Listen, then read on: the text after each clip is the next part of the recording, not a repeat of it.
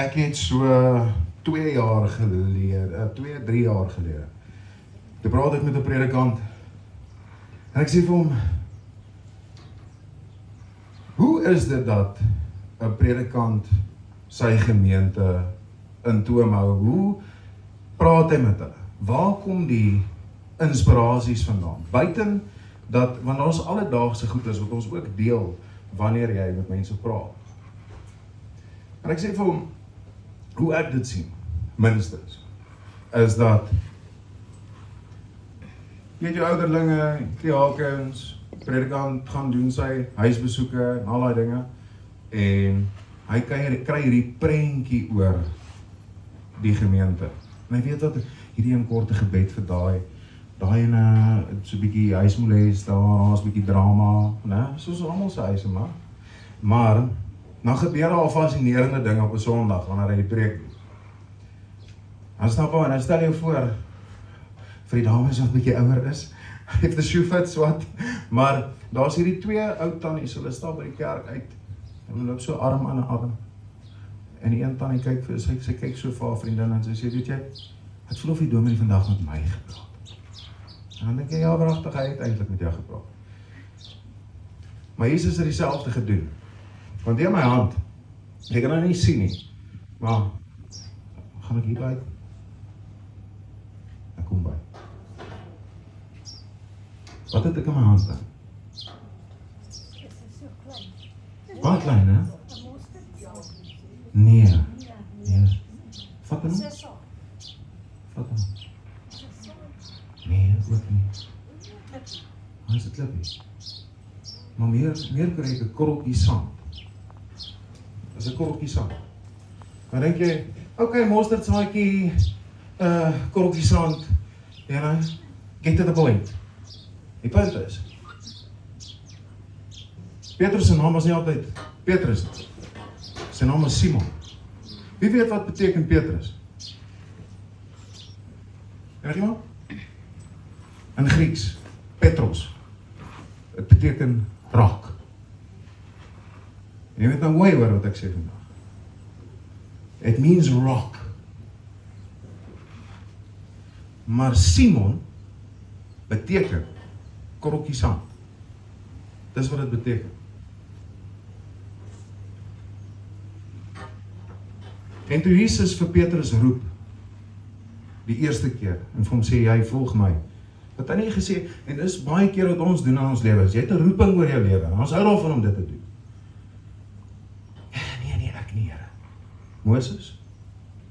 Beste voorbeeld wat ons gewoonlik het van dit is Jona. Jona. Weghardloop vir sy roeping. God bly hom roep en hy bly weghardloop. Jona beteken hy wat drink. En ek praat uit 'n alkoholiste perspektief. Ek drink al vir 3 jaar nie. Een keer 'n jaar, net om my te herinner wat ek opgee. Maar dit was my belofte aan God. Ek sê vir hom, Here, gee my net die dinge wat ek wil hê, wat ek begeer, en nie rykdom nie. Maar ek wil 'n verskil maak. Gebruik my, ek is hier. En ek sê, ek sal die 1 Januarie sal ek drink, en ek sal vir die res van die jaar niks drink. Beloof. Dit was 2022. 2022. En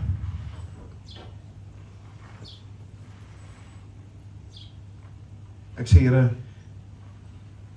maar as ek hierdie opgee, gee vir my wat sal goed wees vir my, wat jy wil hê, nie wat ek wil hê, wat jy wil hê, maar gee dit dan vir my, ek sal dit opgee. En hy was stil gewees, en toe begin dit. Maar voor dan, en ek wil vir jou sê, waar kom ek vandaan? Ek was 'n danser gewees. Voltydse job. Voltydse werk. Ek het in retail gewerk voorheen, maar ek het dit opgegee en ek het gesê, weet jy wat, man, om dan, soos ek gee nie om, maar net nie dit en nou more. I'm gonna give this life up.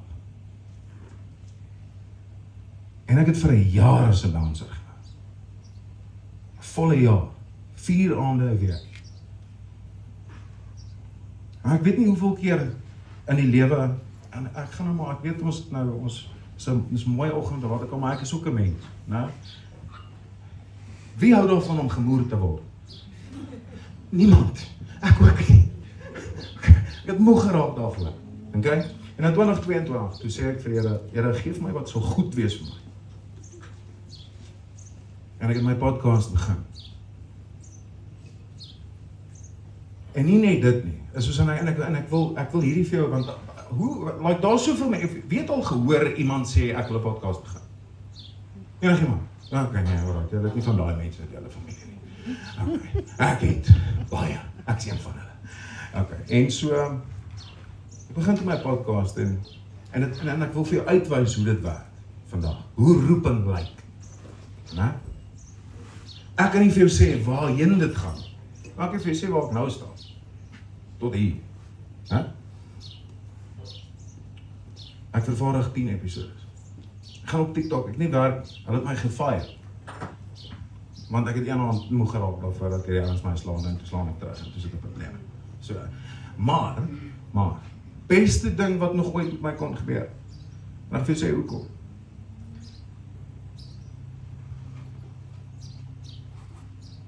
Net toe hulle my vat. Toe moes ek 'n klomp bouncers train vir 'n nuwe plek wat hulle opgemaak het. En ek ontmoet my vriend van Jacaranda. Daai aand. En hy sê vir my, luister, ek het 'n event in Pretoria Oos. Kan jy vir my die bouncers vir daai aand ook kry? Ek hou van hoe jy operate. Maar ek sê ja, is reg. Kan ek vir jou doen. Die aand wat ek vir hom die bouncers gevat, het ek klaar nie meer weg. Maar hy stap uit daai aand.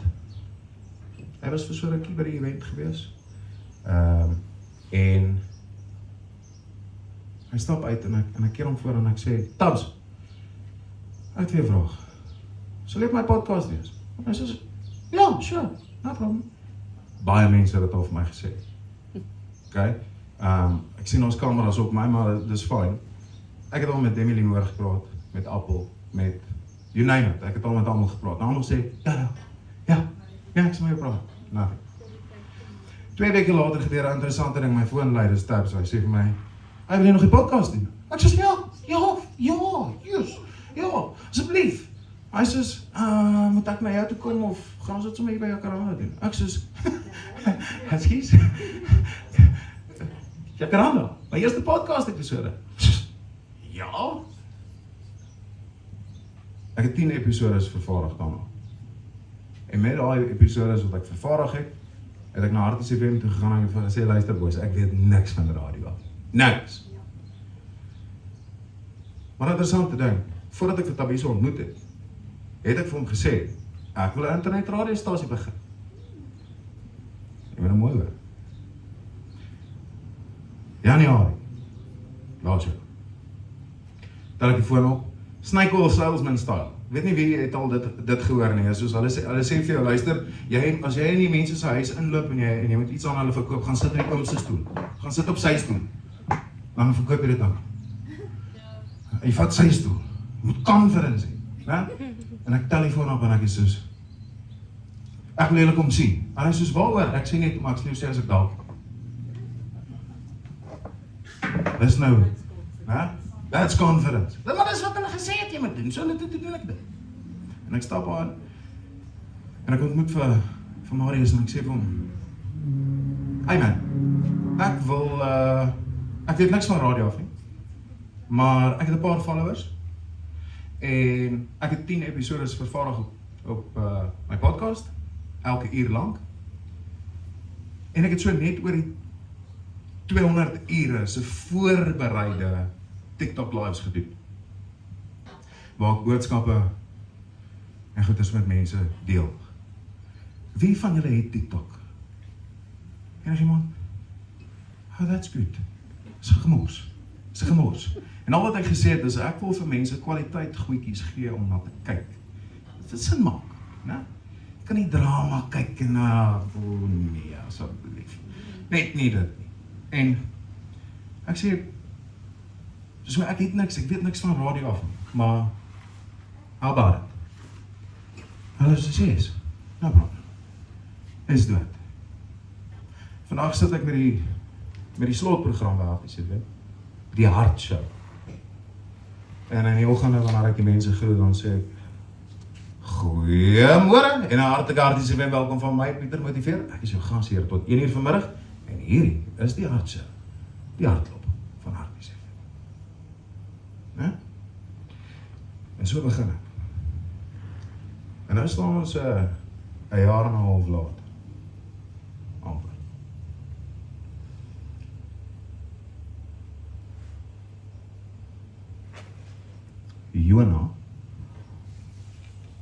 Jona beteken hy wat drink. Hy wat drink, jy moet nou mooi hoor. Want as 'n alkoholist weet ek dit. Hardloop weg. Een van die eerste goeders wat ek ooit vir die bouncers geleer het wanneer hulle daar aankom, as ek sê jy moet een ding verstaan, boys. 95% van die mense hier vanaand is nie om iets te vier saam met hulle vriende of hulle familie nie. Hulle is hier omdat hulle nie by die huis wil wees. En dit moet jy in ag neem. Hulle gaan hier kom aflaai, hulle gaan moeilik wees en neem dit in ag. Feel sorry for them. Do not get angry. Want dis nie lekker om saam met dronk mense te werk nie, ek beloof. En net baie geduld. Mense het al hoeveel keer dan kom hulle en sê, Pieter het so baie geduld, dan sê ek, jy weet nie waarvan jy praat nie, nee, jy joke. Maar as ek nie geduldig is nie, het ek nie werk nie, so dit is hoe dit werk. En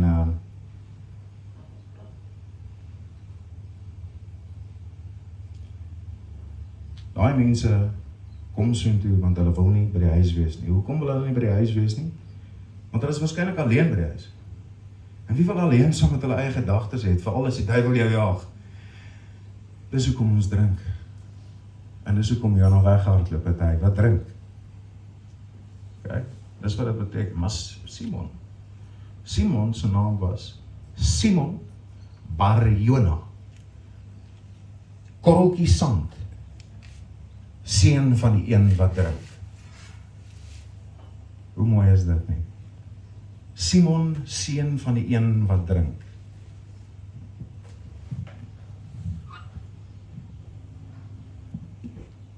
En toe Jesus hom roep, en ons almal doen. Jy, volg my. Here, ek weet nou nie so lekker nie, soos my sussie is op 'n moeilike plek op hierdie stadium, en my ma is 'n bietjie siek, en ek sê soos ek is seker of ek dit op hierdie stadium kan doen nie. Jy weet, dis nie wat Petrus gesê het. Wel, Simon daai tyd, né? Gesê, jy, volg my, het gesê, ja, ek sê, my goed, laat ek net my goed neersit, ek sê, gaan my vrou gaan sê, ek wil nie weet hoe daai gesprek gegaan nie, maar in elk geval. En hy los alles waarmee hy besig is. En toe Jesus hom sien, toe sê hy vir hom, Simon, eintlik, as jy die vertalings gaan kyk, korreltjie sand. Nee, jy's 'n rots. Dis wat jy is. Dis wat jy is. Jy's 'n rots. En Jesus het actually vir hom gesê, ag, maar hy is op jou bou. Do you believe me? Ag, maar hy is op jou bou. Jy weet, daar is 'n gelykenis in die Bybel wat Jesus met die mense praat, en hy sê vir hulle, waar moet jy jou huis bou? Die wyse man bou sy huis op die rots, die dwaas bou sy huis op die sand. Met wie het hy gepraat? Met die mense of met Petrus? Hy sê, hy het met Petrus gepraat. Hy het met Petrus gepraat, en hy sê, hoekom? Wie weet, hoekom is die paus die paus? Wat is hy veronderstel om te wees? Te simboliseer die inkarnasie van Petrus. Dis wat dit is. Petrus was die een wat gehelp het om die katholieke kerk te stig. Ek wil jy met vir 'n oomblik daaroor dink. ongeag van wat mens partykeer hoor van die Katholieke en al daai.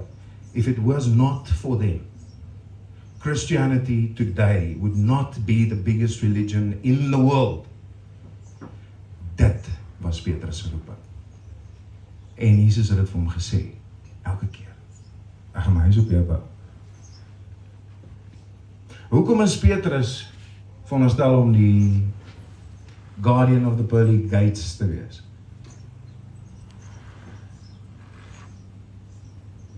Because he's the gatekeeper. As 'n ander man met die naam met wie jy 'n vergelyking kan trek, word bitter min oor hom gesê, met baie goeie rede. Henog. God verwys na Henog as my vriend. Henog is een van die min mense in die Bybel wat nie dood is nie. God het hom net kom haal. Jy kan dit gaan opsoek, gaan soek. Wie het al gehoor van die boek of Enoch? Hy verwys na homself as Enoch the scribe. Enoch the scribe. En as jy the book of Enoch gaan lees, dan vertel hy die storie waar hy die middelganger is tussen die gevalle engele op aarde en God se vriend. Nou Petrus kan nie amper dieselfde vergelyking trek. Hy is die middelpunt tussen ons en 'n ewige lewe. Ons dink so min oor die stories wat ons elke dag lees. En ek weet nie of dit is omdat ek net so 'n bietjie anders te dink as meeste mense nie, maar daar was baie goeters, baie voorbeelde. As 'n jong tienerseun het ek eendag aan die stry geraak met 'n meisie wat vir my sê sy is die leier van die selgroep. En sy weet. En ek sê, okay, jy weet wat weet jy? Op wat se dag, wie kan vir my sê, op wat se dag het God die son en die maan gemaak? Wat is een van die 6 dae? 7 dae het hy gerus. Wat is een van die 6 dae? So, Genesis 1 sê, 1 vers 1 sê, aan die begin was daar niks. Daar was niks aan die begin. En hy het toe lig geskei van die donker. En dan wanneer ons daai storie lees, dan verneem ons dat, okay, so, hoe ons dit sien is, son, maan, there we go. Dag en nag van mekaar geskei. Maar dit is actually glad nie die geval nie. Dit is op die 4de dag gewees. En dit is wat vir my so skrikwekkend is want dit is nog meer merkwaardig, want waar die lig vandaan gekom? God was die lig. En ek het 'n Bybelversie wat ek met jou wil deel vanoggend.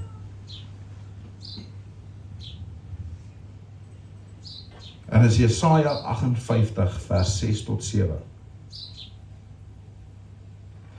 Maar as julle wil vas soos ek wil hê, dan moet julle die mense vrymaak wat gevangenes en slawe is, maar niks verkeerd gedoen het nie. Julle moet die toue breek wat hulle vashou, en julle moet die jukke afhaal van hulle nekke. Julle moet vir honger mense van julle kos gee, en julle moet mense wat hulle self nie kan help nie, en wat nie huise het nie, inbring in julle huise. Julle moet klere gee vir mense wat nie klere het nie. En julle moenie maak of julle nie sien dat julle eie mense is. En wat daarby bedoel is, as ons nie mekaar het, dat ons niemand nie. En dit is hoekom ons hier is vandag. Want as Claire nie mense soos julle het nie, dan weet sy. Sy het al familie, sy het al mense, maar is nie genoeg om het alleen te doen. Is nie genoeg vir een familie nie. En Dimitri het daai behoefte gesien. En hy het gesê, gebruik my, ek is hier. Ek wil. As ek daaraan dink, is dit vir my skrikwekkend, want ek het nie daai klas energie nie. Ek het nie. En dis hoekom ek my hoed afhaal vir.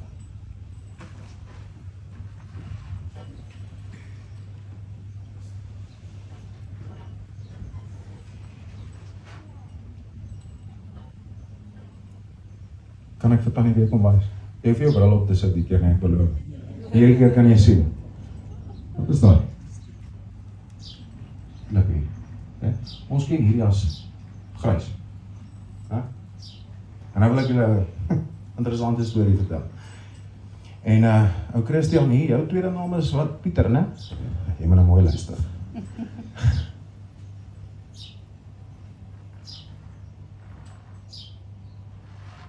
Ek het hierdie klippie vanoggend langs die pad opgetel, op pad hiernatoe. En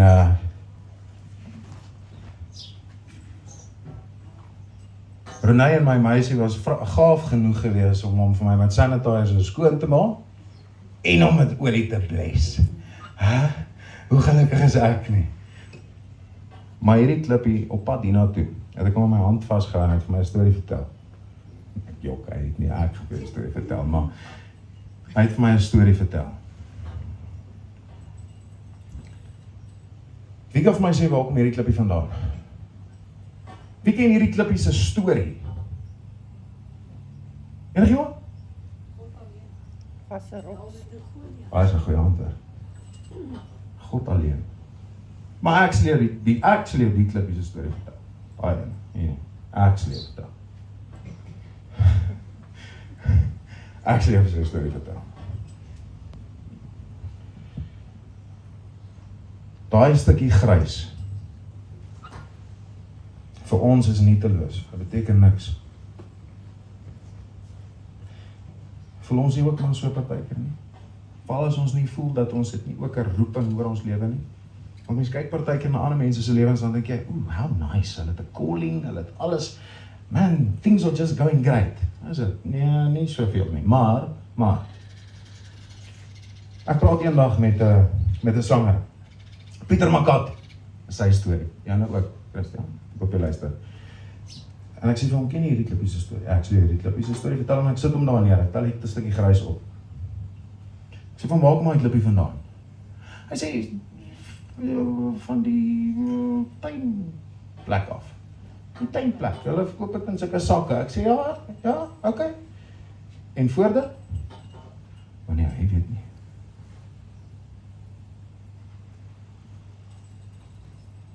Vir my sê sê.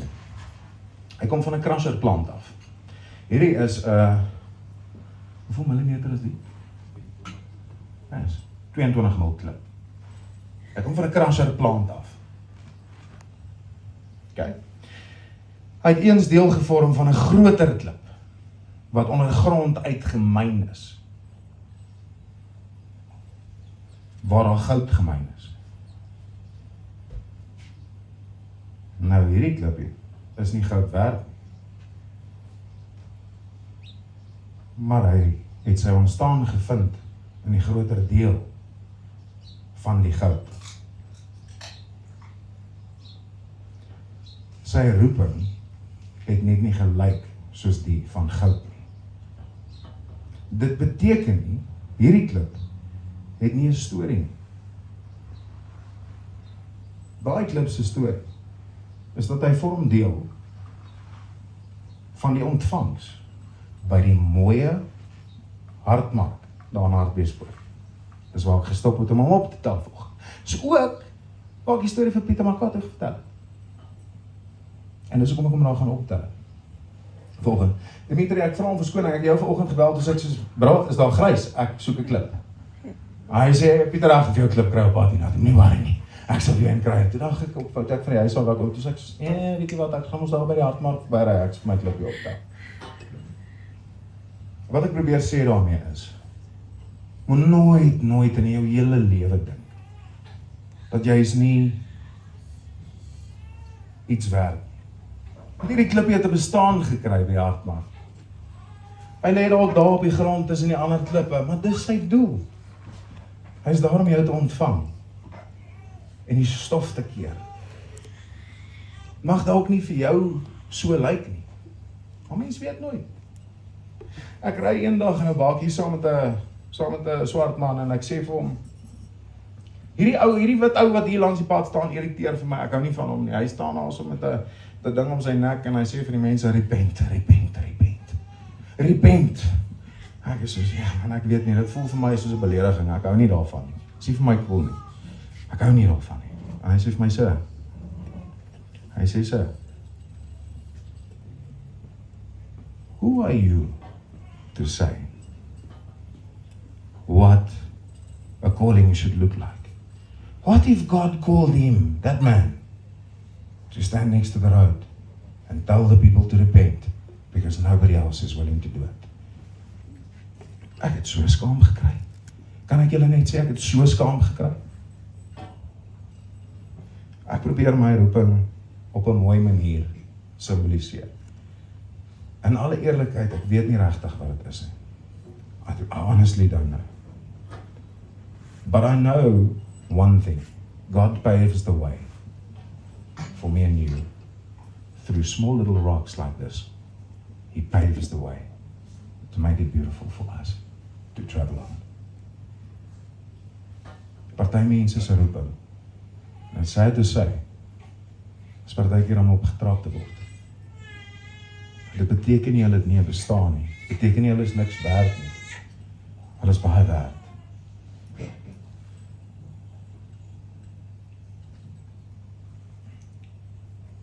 Ek is baie keer 'n klein gelowige in my lewe. En ek is seker almal kan daarbey aanklank vind. En ek probeer reg. Soos enigiemand anders, mense dink dit lyk vreed, dit lyk mooi, dit wat ek doen. Oh nee, dit is nie so great nie. Dit is nie so great nie. Want hier is die ding.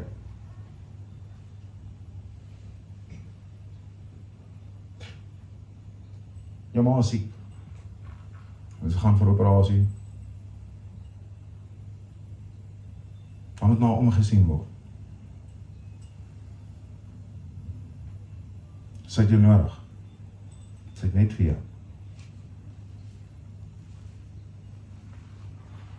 En dit is moeilik wanneer mense siek is in die huis.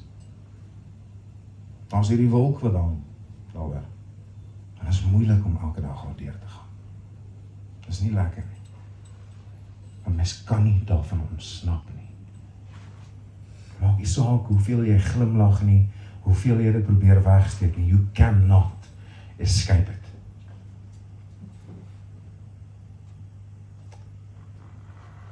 Ek weet ons is hier verkleed vandag. Maar wie van julle weet wie is Jan Bloukaas? Ja, weet. So die ouer mense wat nie weet nie, as daar oor daai liedjie sing, kaas bra, middel van die nag laat raas bra. Feta cheddar mozzarella ja, bra. Kaas elke dag elke aand, bra.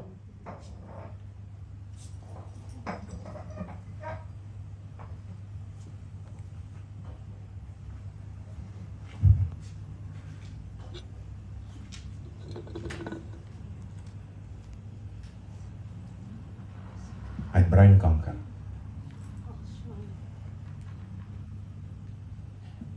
Elke keer waar hy sy mond oopmaak, elke keer, en gaan kyk na al sy video's. Elke keer waar hy sy mond oopmaak, sê hy, dankie Here. Amen. Dankie. Ek is hier, ek het gedoel, ek gaan vir mense van jou vertel. Hy is passievol daaroor. En hoekom ek dit vir jou sê is, ek het met hom gepraat in hoofstuk van hoop. Dis die enigste hoofstuk van hoop wat ons al ooit gedoen het, telefonies, want hy het in die Kaap gesit, hy kon nie by my uitkom. En toe Claire by my in die atelier was vir hoofstuk van hoop, het sy my gesê, die Here gebruik my.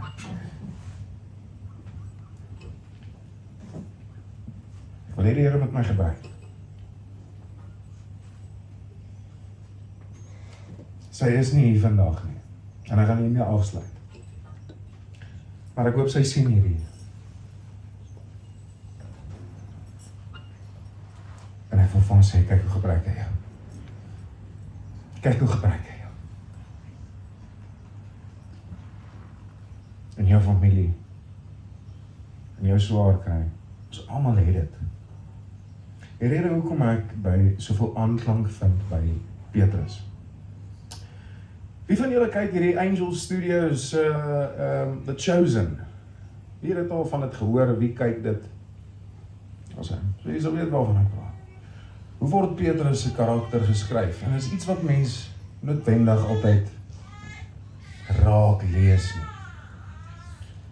Hy het ongelooflike temper, baie kwaai, klipkop, baie stubborn.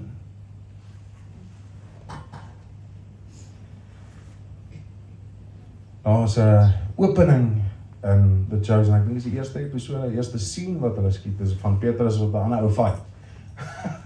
Regtig, genuine. En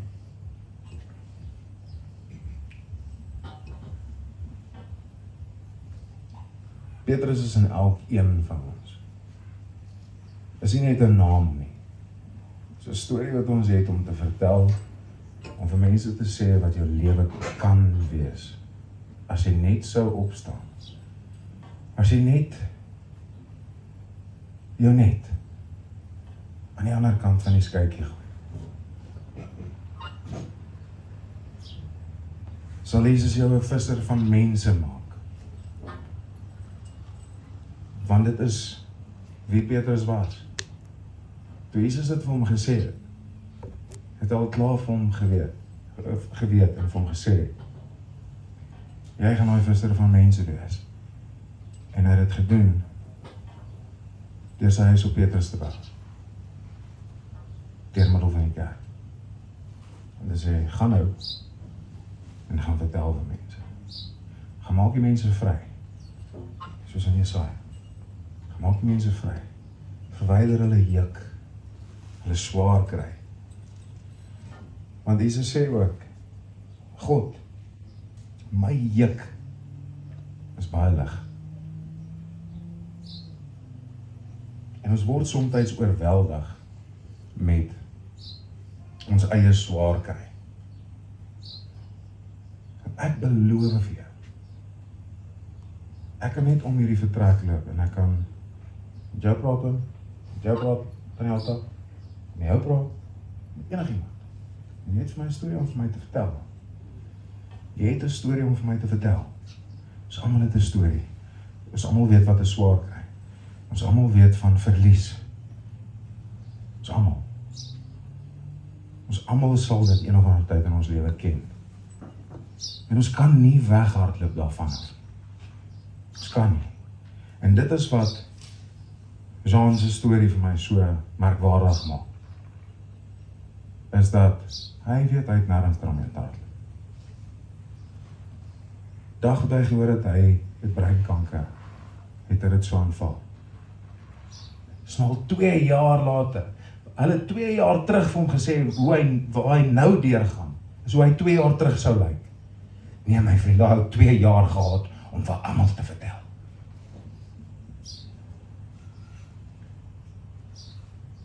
2 jaar.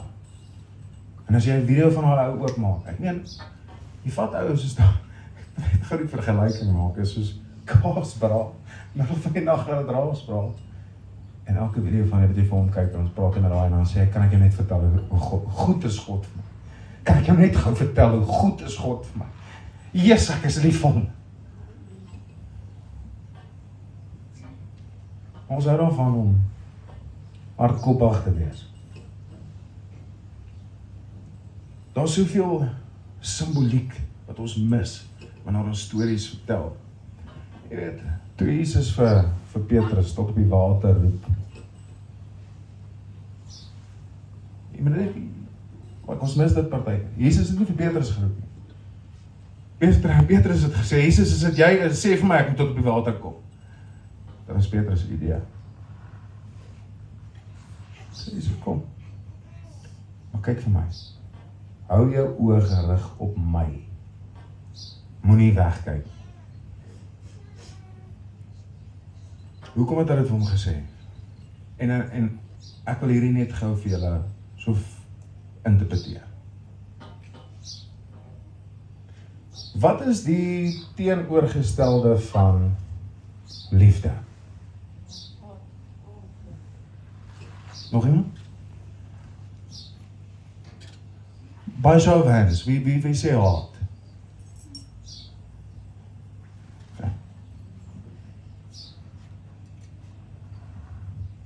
Kom ons stel voor, as jy vandag hier aangekom het,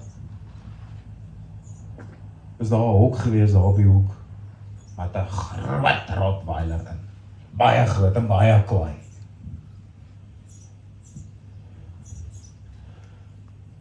Sou jy gemaklik gevoel het om te gaan vryf? En vir hom liefde te wys? Hoekom?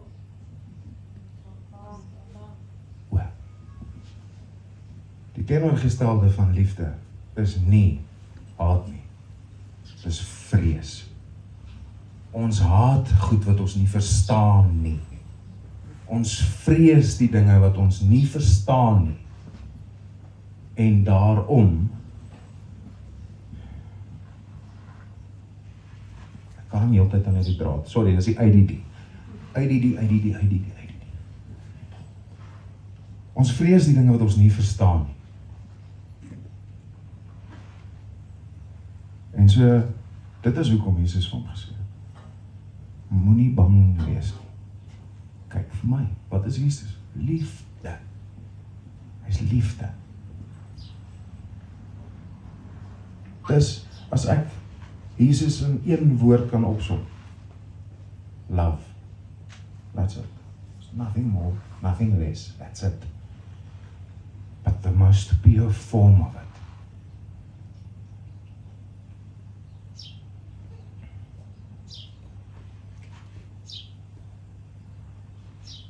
Hoekom kan ek as 'n Christen en 'n gelowige nie na 'n satanis toe loop en vir hom sê, ek is vir jou lief? Want ek is bang vir hom. Maar God sê, do not fear. And I'll tell you why. Ek gaan regtig hierdie keer daarmee afsluit. In my ervaring, dis ten minste hoe ek het sien, as ek Jesus se boodskap reg verstaan, is dat ons is almal God se kinders. Almal. Of daai persoon dit glo of nie, ek gee nie regtig om nie, ek weet dit. Ek weet dit. En so, hoekom het ek hom hanteer soos wat hy dink ek moet?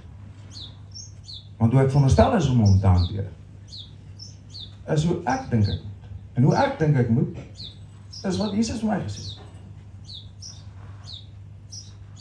Dit is om vir daai persoon te kan sê, jy is my broer, jy weet dit nie. Jy weet dit nie, maar jy is my broer. Weet dit en glo of nie, ek glo dit. En daarom hanteer ek met liefde. En weet wat gebeur wanneer jy liefde in jou hart het? Daar is nie plek vir vrees. En ek wil jou 'n goeie voorbeeld gee daarvan. Ons hou met die naam van Rian Swiegelaar. Wie weet wie is dit? Dimitri? Ook nie. Regtig nie. My magtig.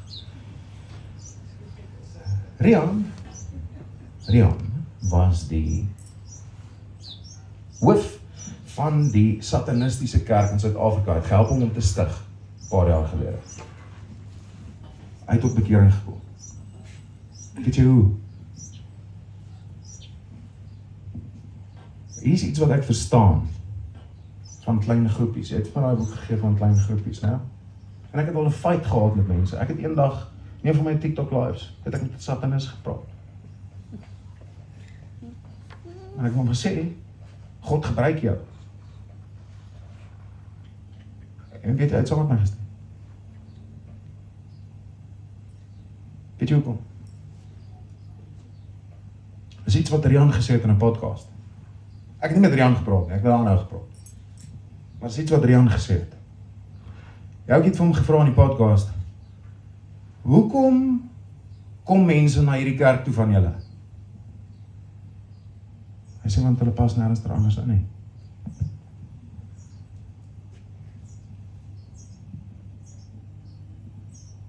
So ek glo in my hart, of hulle dit nou glo of nie, God gebruik hulle, om selfs vir daai ouens 'n tuiste te gee, tot hulle by die lig sal kom. Rian het tot bekering gekom, nie deur hoe nie. Hy het oor goeders gepraat, ek kan nie lekker onthou wat was die storie, maar dit kom al op neer, dat 'n dame het na die tyd na hom toe gekom, en hierdie is merkwaardig, nie met vrees in haar oë nie, met liefde in haar oë. Sy het na hom toe gegaan en gesê,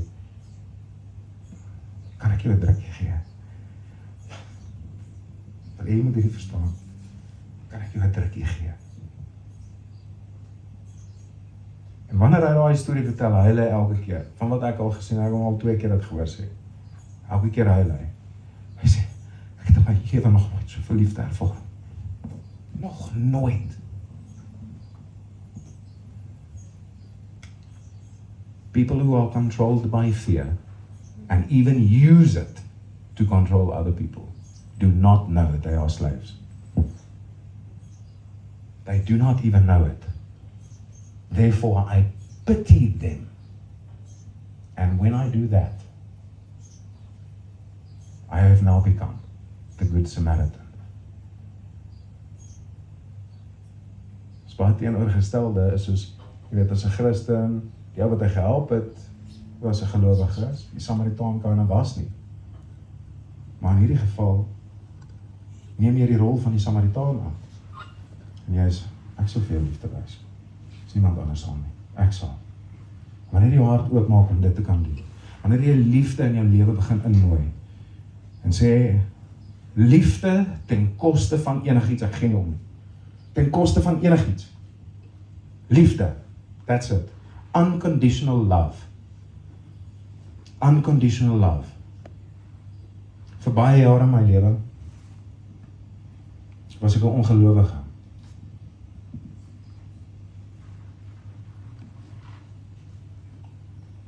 Agnosties. Ek was soos, like, ja, ek kan sien hoe dit kan wees, maar not really. Nee, ek het baie hard geleer. Baie.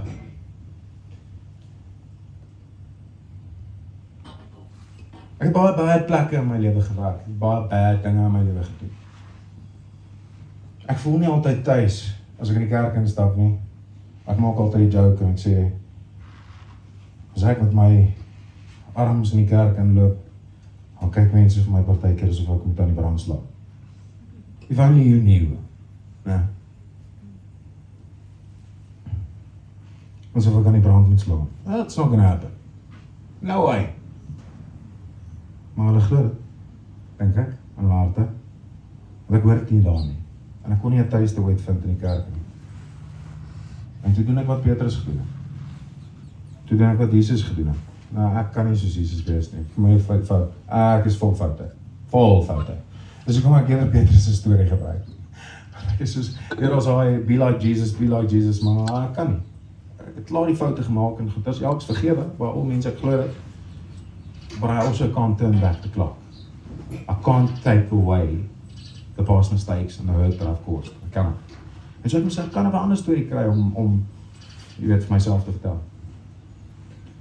En ek het op 'n stadium, terwyl ek so dansig gewerk het ek vir 'n ander ou gewerk, wat 'n paar werkende dames het. Weet julle wat is dit nie? Maar ja. The oldest profession in the world, sê hulle. En ek het dit nooit geweet nie, maar hy het dit kan op in die agtergrond gedoen. Ek is eintlik 'n groot teddybeer. Ek lyk scary partykeer, ja, as ek nodig het. Maar ek is eintlik 'n vriendelike ou.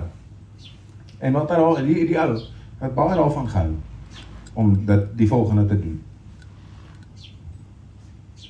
ek is super nice met die mense. Ek het eendag het ek vir die een vrou se boyfriend. Ja, hulle boyfriends en hulle is okay daarmee.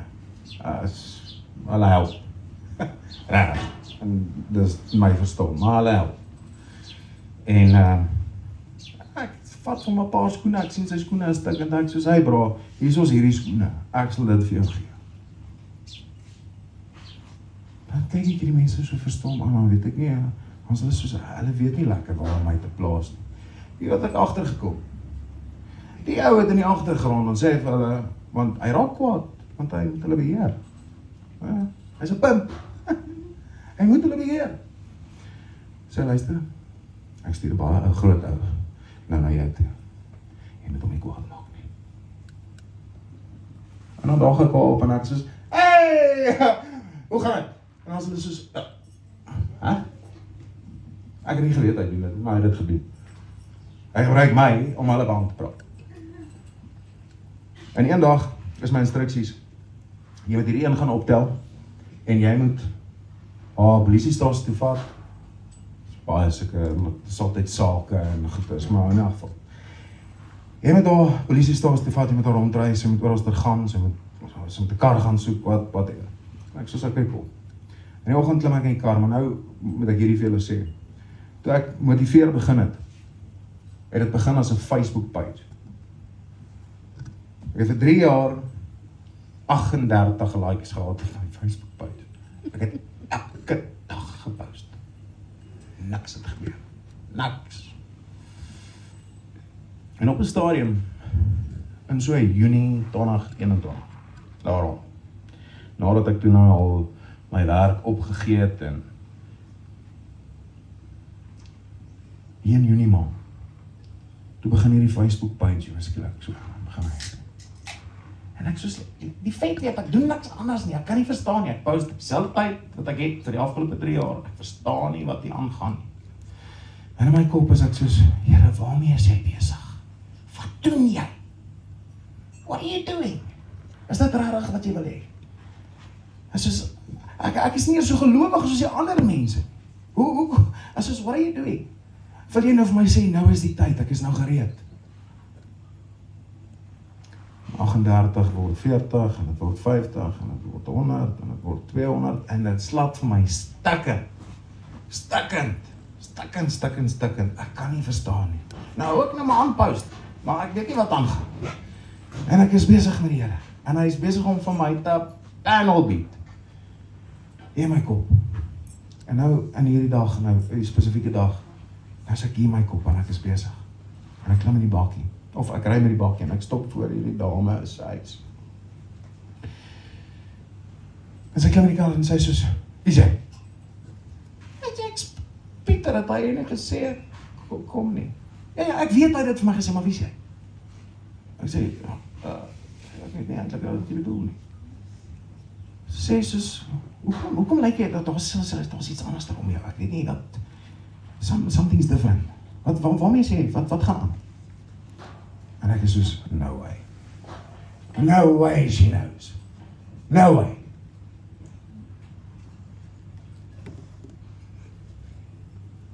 Partykeer is ons so hardkoppig. Selfs Petrus. Ons is so hardkoppig. Ons het 'n storie in die Bybel van God wat deur middel van 'n donkie met 'n ou praat. Ons ken daai storie, né? Ken jy hom? Ja. Maar ander is dit obvious. Dis hoe hardkoppig ons is partykeer as dit kom by roeping. As God praat met jou deur 'n donkie en jy hou aan met die donkie stry en hom slaan. En die donkie vra vir jou, hoekom slaan jy my? God sê vir jou, hoekom slaan jy my? En hy sê, want jy is dit en die en dat. Dis hoe hardkoppig hy is. En ek weet nie of iemand al ooit hierdie ervaring gehad het nie, maar of hoe dit lyk wanneer God deur middel van iemand praat. Want hierdie dame, die dag, nou raai ons. En sy praat, maar ek kry stilstype as dit met my sleg gaan. Ek kry stilstype, is soos, moenie met my praat nie. Ek is oorweldig, en sy slaap vir my. En sy roer, en sy praat. vuil mond. Genade, ek vloek ook baie, maar ja, sy het baie lelik gepraat, dat ek skaam kan. Maar in hy selfde asem, wanneer sy met my oor God praat, is dit asof iemand anders met my praat. And I've never experienced that before. Never in my life. Want ek wou oordeel. Ek wou vir gesê, luister, jou lewe, jy is 'n werkende daarmee, jy's op dwelms, jou kinders is al weggevat, is soos, like, hoe kan jy vir my vertel oor God? Dis wat ek gedink het. Ek was besig om aan te vertel, en die volgende ding wat ek wou sê, want jy weet mos as jy besig om te praat, en dan dink jy eers 'n bietjie raaks, bietjie stil, en dan dink jy, wat ek eintlik dink toe, wie is jy om vir my te vertel? Mense sê, wie is jy om te oordeel waar dit vandaan kom? Wie is jy om te oordeel waar dit vandaan kom? En toe dit gebeur, toe breek ek. En hierdie is die mees bevrydende ding wat ek my hele lewe ervaar het. Bevrydende dag van my lewe. Sy sê vir my, weet jy om te bid? Ek sê nee. Sy sê, hier so dit werk. God is lief vir jou, né? Ek sê ja. Sy sê goed. Het jy klaar vergewe? Nee. Ek sê ja. So, maak nie saak wat jy doen nie, het jy klaar vergewe, want hy weet wat jy gaan doen. Ek sê ja. So, hoekom, wanneer jy met God praat jy nie waarheid? Hoekom probeer jy goed wegsteek? Jy weet al klaar wat jy gaan sê. Dus sê vir my, Pieter, hier is hoe jy bid. Sê vir God wil sê vandag, ek is kwaad. Hoekom doen jy dit aan my? Sê dit. Hoekom nie? Hy het klaar vergewe, onthou dit nie. Onthou nie. Klaar vergewe. Hoekom nie? Sê vir my, maak my kwaad. Jy maak my te leer. Jy stel my te leer. Soos ek het gedink hierdie dinge in my lewe gaan met my gebeur en dit gebeur nie. Hoekom gebeur dit nie? Fight. Hy is onvoorwaardelike liefde. You can't upset him no matter what you do. En 10:00 daai aan, ek het eindelik by huis kom, na 'n lang dag, die bel sy my. En ek antwoord en sy sê vir my, is jy al in jou kamer? Ek sê ja. Sy sê goed, doen vir my 'n guns. Ek sê ja. Ga staan langs jou bed op die knie. Die Here slaat vir my dan die hele dag stikkend. Ek wil jy moet dit mooi verstaan. En gaan op my knie langs die bed. En sy begin bid. Tot vandag toe het ek nog nooit iemand so gehoor bid in my lewe nie. Ek kan nog tot vandag toe nie glo as dieselfde persoon. Maar daai dag het iemand wat verdoem is deur die res van ons. Wat 'n roeping het wat selfs ek nie eers daai tyd kon verstaan nie. Daai vrou in haar hart maak nie saak wat sy is nie. Sy is in die donkerste plekke van die lewe. Elke kans wat sy kry, vertel sy vir mense hoe goed God is vir haar. En 'n partykeer dink ek, dis hoekom God hulle gebruik. Die gebroke, die siek.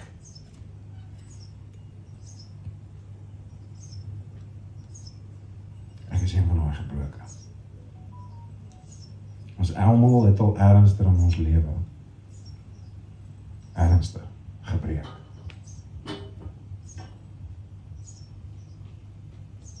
Een heel wordende proses is besig om te gebeur. Ons is besig om 'n storie te vertel, verklaar.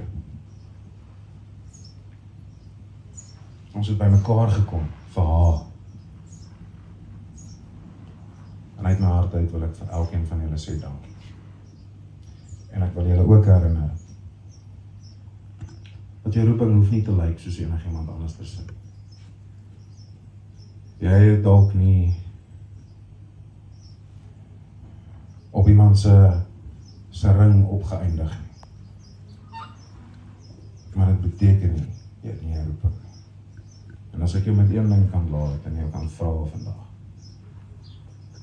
al maak jy 'n verskil in net een persoon se lewe.